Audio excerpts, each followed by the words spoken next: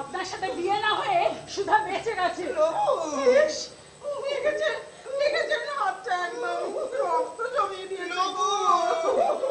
কি করলেন কি বাবু? হাতটা যে করে কালসিতে পড়ে গেছে। আমাকে অপদস্থ করার বন্দোবস্ত করে রেখে আবার ভালো মানুষ সাজা হচ্ছে। না ভালো মানুষ মানে এখন তাই তো তা না হলে আপনি এই সব লোককে পরম আত্মীয় সাজিয়ে আপনার বাড়িতে বসিয়ে রাখবেন কেন? বুড়ো বয়স পর্যন্ত যাদের মনের বিষ কাটে না, কিংবা যারা আমার স্বামীকে আসে। হ্যাঁ, আমার স্বামী ভাঙচি দিয়েছে, তো কি আমার ক্ষতি করেছে? ক্ষতি করেছে? ভাঙচি না দিলে সুধা কি আসতো আপনার বাড়িতে?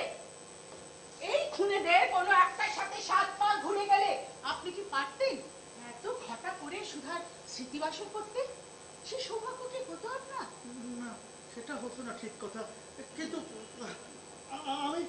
আমি তো কিছু বুঝতে পারছি না কি বলছো, আমি কিছু বুঝতে পারছি না। বুঝতে পারলে তুমি ভাই চলে যেও না কিন্তু। হ্যাঁ রাগ করো না।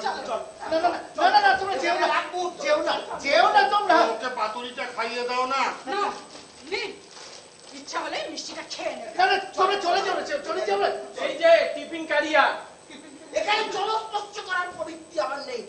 চলো এই শোনো না, এক কাজ করি, আমি গাড়ি যাই, ওই টিফিন ক্যারিয়ারটা নিয়ে যাই, বাড়ি গিয়ে খাওয়া যাবে। গরম গরম ফিশ ফ্রাই। ডাক্তার তো ডেসক্রিপশন তুলেই দিয়েছে, কি বলে দেখি টিফিন ক্যারিয়ারটা দেখি।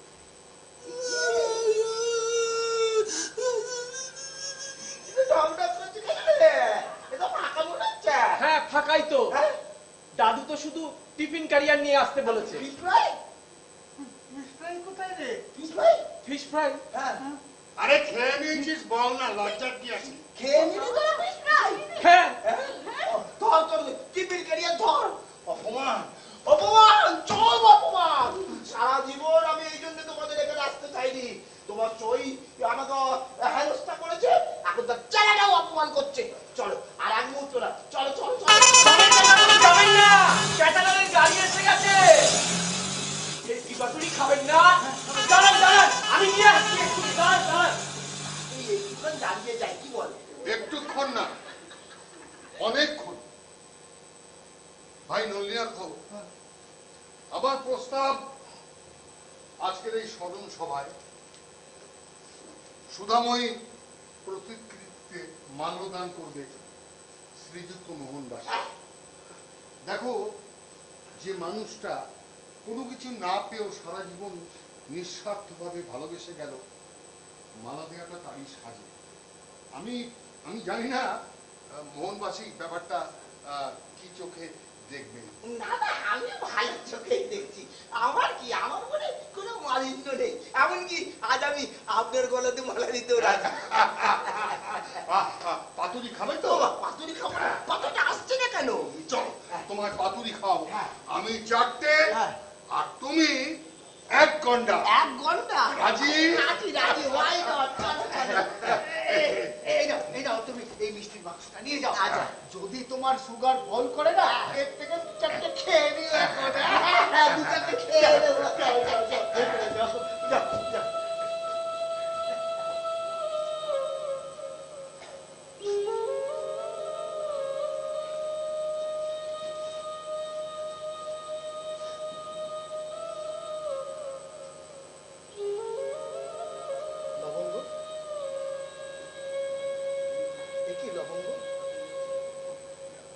তোমার চোখে জল? কেঁদো না লবঙ্গ, কেঁদো না। সুধা কান্নাকাটি একদম পছন্দ করতো না।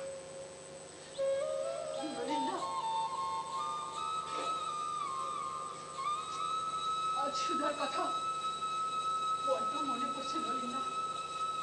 মনে হচ্ছে যেন আশেপাশে কোথাও আছে। সুধা নেই, তবু সুধাকে ঘিরেই আজকে যত আয়োজন, যত আনন্দ। কেঁদো না লবঙ্গ, কেঁদো না। সুধার সঙ্গে দুঃখ মানায় না। বানায় দেখো তোরা তুমি আপনি সব জানেন না? না না না, তুমি সব জানো। এখন তুমি শুরু করে দিছো, এরপর কেউ কে জানে? হ্যাঁ, চুপ করো তো তুমি জানো একদম। সদস্য আরে ছানা, তুইও বাংলাদেশ থেকে চলে এসেছিস? এমন কথা কন যেন বাংলাদেশ 7 সমুদ্র পার। মাসি, পা বাড়াইলেই বাংলাদেশ আর হাত বাড়াইলেই বন্ধু। বাংলাদেশের ইলিশ দেখা সংখ্যান না, তো মানুষ দেখলে করেন কেন? বেঁচে থাক বাবা, বেঁচে থাক। টুম্পা, লবঙ্গ খারিলে সালাম জানাও, সালাম। কি? তুকি, পেন নাম জানাও, পেন নাম। এই, খালি খালি করবি না তো, খাপিতে একেবারে জ্বলে যায়। তুকি, মাসি, লবঙ্গ মাসি, তা মোহন খালু কই? ওই ভুল করে ফেললাম। আছে, ভেতরে আছে। ও মা, কি বৃষ্টি! কবে বেথা করলি রে? তোর বউটা কোন দেশি? বেথা? হঠাৎ বিয়ের সাথে কথা ওঠে কেন? না না, বুঝছি না গো মাসি, বিয়ে শাদী করি নাই। এ হইল টুম্পা, আজকের অনুষ্ঠানের ঘোষিকা, আর আমি ঘোষক। ঘোষক আর ঘোষিকা? ও, যারে কয় করে পদ্মা গঙ্গা উৎসব, টুম্পাই কইল ছানা দাদা একা একা ঘোষণা করা মানায় না, দুইজনে মিলা করলে বেশ কালারফুল হই। এটা আবার আমি কখন বললাম? টুম্পা, তুই করবি ঘোষণা? তাহলেই হয়েছে। কও না, কিছু কও না। তোর যা উচ্চারণে ছিলি। না মাসি, একেবারেই না। আমি যা দেখলাম, ভাষণ দেওয়ার সময় ছানাবাবু একবারে শুদ্ধ বাংলা বলে। ও, তাই নাকি? টুম্পা, তুমি স্মৃতিচারণার লোক চাইতেছিলে না? লবঙ্গ মাসিরে ধরো, জুড়ি জুড়ি মেটেরিয়ালস পাইবা। তাই নাকি? সুধা মামির জীবনের হেনো কথা নাই যা লবঙ্গ মাসি জানে না, এমনকি আমার মামুও তা জানে না। বলুন না মাসি, একটা ঘটনা বলুন, আমরা না সবাইকে চমকে দেব। একটা ঘটনা আছে, একেবারে চমকে দেওয়ার মতো ঘটনা। তাই নাকি? পৃথিবীর কেউ তা জানতো না, জানতেন শুধু সুধার মা আর আমি। কুমারী বয়সে সুধা একবার, না না থাক, এসব কথা জানাজানি হয়ে গেলে আবার। না না মাসি, বিয়ে করবেন না মাসি, বলে ফেলুন। হ্যাঁ বুঝলাম, এমন হলে আমরা সবার কাছে গোপন করে যাব ব্যাপারটা। হ্যাঁ গোপন রাখো, গোপন রাখো। বলবো, নিশ্চিন্তে বলবো।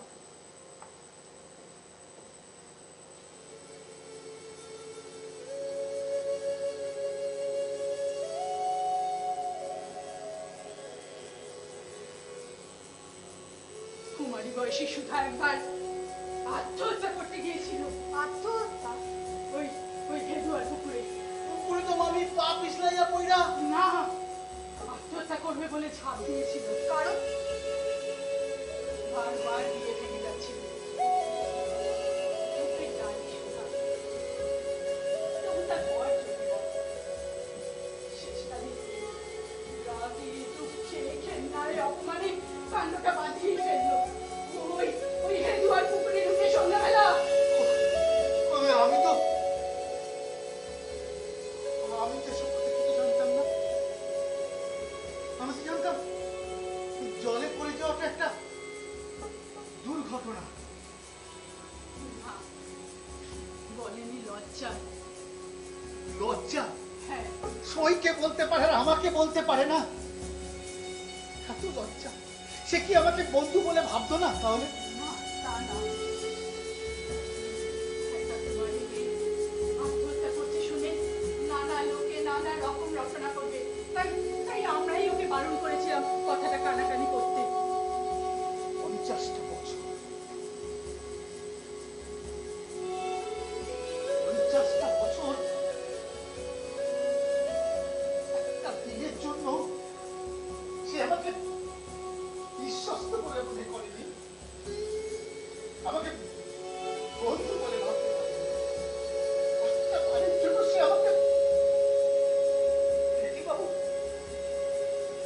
আমরা কার স্মরণ সভা করছি বলতে পারেন, যেটা আমরা ভালো করে জানি না, চিনি না, তাহার স্মরণ সভা।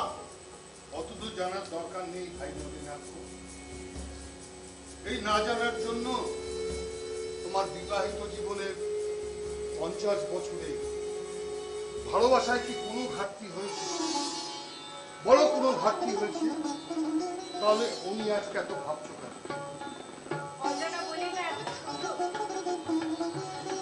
আচ্ছা, একটা কথা বলো তো, এই যে আমি আজকে তোমাদের বাড়িতে একটা অদ্ভুত সম্পর্ক বাঁধিয়ে তোমাদের লোক হয়ে রয়েছি, এ কি আমার বউ কখনো জানতে পারবে না, আমার ছেলে মেয়েরা জানতে পারবে নাকি আমি তাদের বলতে পারবো? সবই তো আমাকে জানতে হবে। তাই বলে কি আমি